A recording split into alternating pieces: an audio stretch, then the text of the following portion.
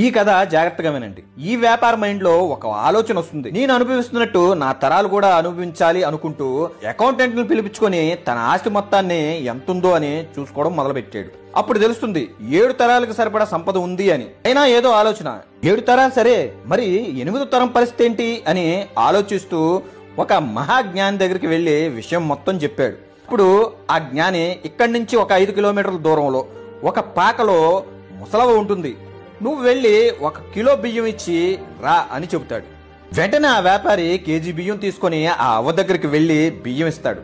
ఆ అవ్వ, నాకొద్దు బాబు, ఈ రోజు భోజనం అయిపోయింది. అరే, రేపటి పరిస్థితి ఏంటి అని అడుగుతాడు. రేపటి గురించి నేను ఎప్పుడు ఆలోచించను అంటుంది ఆ అవ్వ. ఆ మాట విన్న వ్యాపారికి అర్థమవుతుంది. రేపటి గురించి ఆలోచిస్తూ ఈ రోజు ఆనందాన్ని వదులుకుంటున్నాం, రేపనే రోజు మనకి ఉంటుందో లేదో అని. ఫ్రెండ్స్, సంపాదించాలి, ఫ్యూచర్ ప్లాన్ ఉండాలి, కానీ అదే పిచ్చిలో పడి అందమైన జీవితాన్ని మిస్ చేసుకోకండి.